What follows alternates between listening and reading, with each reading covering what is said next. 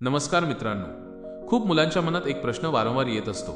असं काय करू की माझी गर्लफ्रेंड किंवा ज्या मुलीशी मी बोलतो ती फक्त मला आठवेल, फक्त माझ्याबद्दलच विचार करेल आणि दुसऱ्या कुणाकडे बघणारही नाही.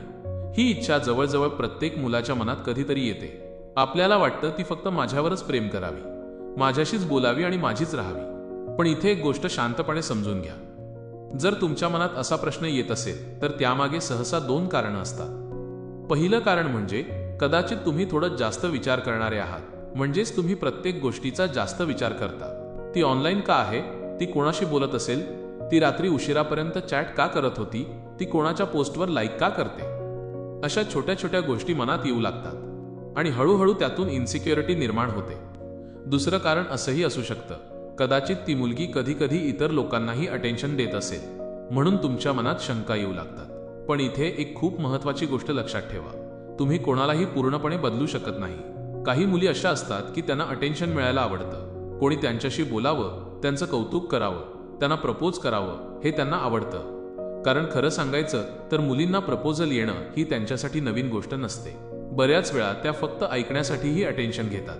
पण याचा अर्थ असा नाही की प्रत्येक मुलगी तशीच असते.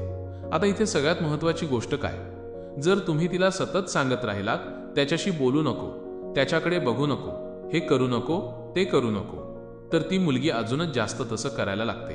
कारण कोणालाही जास्त कंट्रोल आवडत नाही. नातं टिकवायचं असेल तर त्यात विश्वास आणि फ्रीडम दोन्ही असायला हवेत. आणखी एक गोष्ट, कधी कधी मुली मजेत विचारतात, जर मी तुला सोडून गेले तर तू काय करशील? आणि बरेच जण लगेच म्हणतात, तुझ्याशिवाय मी जगू शकत नाही, मी मरून जाईन. पण खरं सांगायचं तर असं बोलणं योग्य नाही, कारण त्यामुळे तुम्ही स्वतःची किंमत कमी करून दाखवता.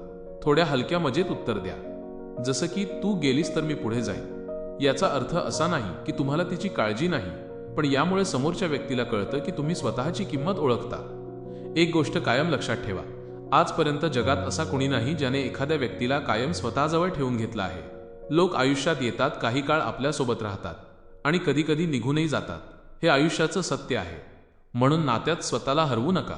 जर तुम्हाला एखादी गोष्ट आवडत नसेल तर शांतपणे आणि स्पष्टपणे सांगा, मला हे आवडत नाही. जर ती तुमचा आदर करत असेल तर ती नक्की समजून घेईल. पण जर ती सतत तसंच करत असेल तर कदाचित ती तुमच्यासाठी योग्य व्यक्ती नसेल. म्हणून नात्यात स्वाभिमान, विश्वास आणि प्रामाणिकपणा खूप महत्त्वाचा असतो. आणि शेवटी एक छोटीशी विनंती, जर हा व्हिडिओ तुम्हाला आवडला असेल तर लाईक नक्की करा आणि असेच आणखी व्हिडिओ पाहण्यासाठी चॅनलला सबस्क्राईब करा आणि बेल आयकॉन दाबा. हा व्हिडिओ तुमच्या मित्रांसोबत शेअर करा, जेणेकरून त्यांनाही या गोष्टी समजतील.